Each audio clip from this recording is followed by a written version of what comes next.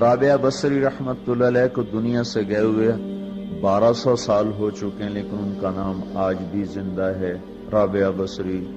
گلگت کی عورتوں کو بھی پتہ ہے رابعہ بصری کوئی بڑی اعلیٰ درجے کی خاتون تھی، پنجاب کی عورت کو بھی پتہ ہے، عرب کی عجم کی عورتوں کو پتہ ہے رابعہ بصری نہ کوئی شہزادی تھی، نہ کوئی ملکہ تھی، نہ کوئی وہ خوبصورت تھی، نہ کوئی خاندانی تھی، بلکہ عورت ہونے کے لحاظ سے ہر عیب اس میں تھا۔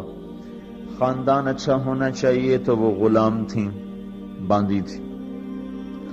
شکل اچھی ہونی چاہیے تو وہ بدصورت تھیں، کالی تھی۔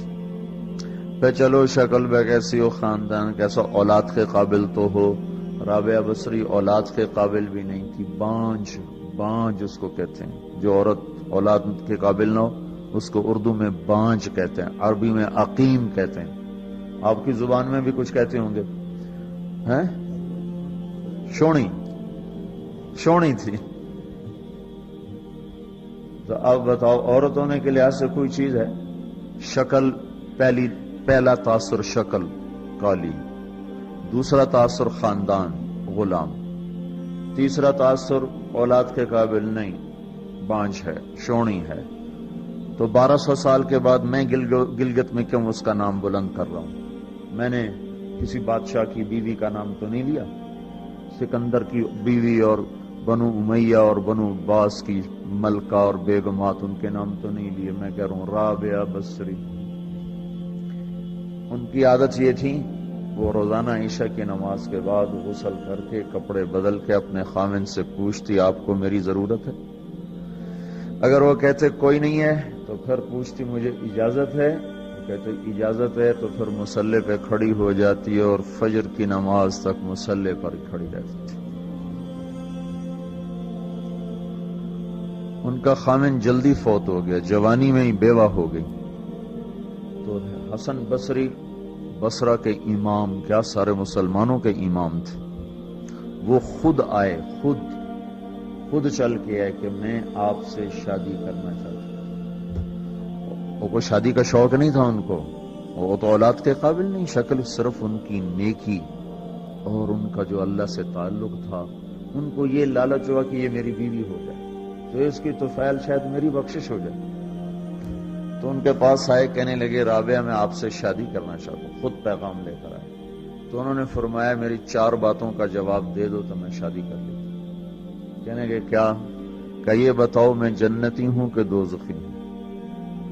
کہنے لگے یہ تو میں کچھ نہیں کہہ سکتا۔ اچھا یہ بتاؤ جب اللہ تعالیٰ قیامت میں اعمال نامے اڑائے گا، کسی کے سیدھے ہاتھ میں آئے گا، کسی کے الٹے ہاتھ میں آئے گا، میرے سیدھے ہاتھ میں آئے گا کہ الٹے ہاتھ میں آئے گا؟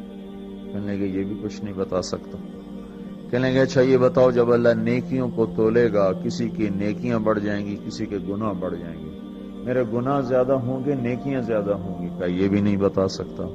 کہ اچھا یہ بتاؤ جب لوگ پل صراط سے گزریں گے، کوئی پار نکل جائیں گے، کوئی نیچے گر جائیں گے، تو میں پار نکلوں گی کہ دوزخ میں گروں گی؟ کہنے لگے یہ بھی میں نہیں بتا سکتا۔ تو پھر فرمایا اچھا جاؤ مجھے تیاری کرنے دو، مجھے ان 4 باتوں کی تیاری کرنی ہے، میرے پاس شادی کے لیے وقت کوئی نہیں ہے۔ ایک دن اٹھی، سالن پکانے کے لیے سالن ہانڈی، دیکھا تو پیاز کوئی نہیں، اب پیاز کاٹ کے ہانڈی میں ڈالا جاتا ہے۔ اب پریشان بیٹھی ہیں، نہ کوئی بیٹا، نہ بیٹی، نہ خامد، نہ بھائی، نہ کوئی خادمہ۔ تب سوچ میں پڑی پیاز کہاں سے لوں؟ اوپر سے ایک چیل اڑتی ہوئی جا رہی تھی، اس کے پنجوں میں پیاز تھا۔ جب وہ اوپر آئی ہے تو اس کے پنجے چھوٹے اور پیاز سیدھا رابعہ بصری کی گود میں آ کے گرا۔ جو ہم سے دوستی لگاتے ہیں ہم پرندوں کو ان کا خدمت گزار بنا دیتے ہیں۔ ہاں، جو اللہ سے دوستی لگا لیتے ہیں اللہ دنیا ان کے لیے مسخر کر دیتا، اللہ دنیا ان کے پاؤں میں ڈال دیتا۔ تو جب ان کا انتقال ہوا، رات کو ان کا انتقال، تو اپنی خادمہ سے کہا بس 2-4 آدمی بلا کے مجھے جلدی سے دفن کر دو، کسی کو نہ بتاؤ، صبح لوگوں کو بتا دینا، اور مجھے کفن دینا میری اس چادر میں جس میں میں تہجد پڑھا کرتی تھی۔ تو انہوں نے راتوں رات دفن کر کے صبح اعلان کیا، شور مچ گیا، ہائے کیوں بتایا، کیوں نہیں بتایا، کیوں؟ تو اگلی رات ان کی خادمہ نے ان کو خواب میں دیکھا، سبز لباس پہنا ہوا، حسن و جمال، سورج چہرے پہ چمک رہا۔ پوچھا آپ کے ساتھ کیا ہوا؟ کہا میرے اللہ نے میرے ساتھ بہت عمدہ معاملہ کیا۔ کہا آپ کی وہ چادر کہاں گئی جس میں آپ کو کفن دیا تھا؟ کہا وہ اللہ تعالیٰ نے اتار لی ہے اور مجھے جنت کا جوڑا پہنایا ہے، اور اس چادر کو اللہ نے سنبھال کے رکھا ہے، جب قیامت کے دن میری نیکیوں کو اللہ تولے گا تو اس چادر کو بھی اس میں تولے گا۔ انہوں نے پوچھا منکر نکیر کا کیا ہوا؟ سوال جواب ہوتا ہے نا، منکر نکیر آتے ہیں، ان کا کیا ہوا؟ کہا وہ آئے تھے تو انہوں نے مجھ سے کہا من رب کی، تیرا رب کون ہے، تیرا رب کون ہے؟ تو میں نے منکر نکیر سے کہا جس اللہ کو 40 سال نہیں بھلایا اس کو 4 ہاتھ زمین کے نیچے آ کر میں بھول جاؤں گی۔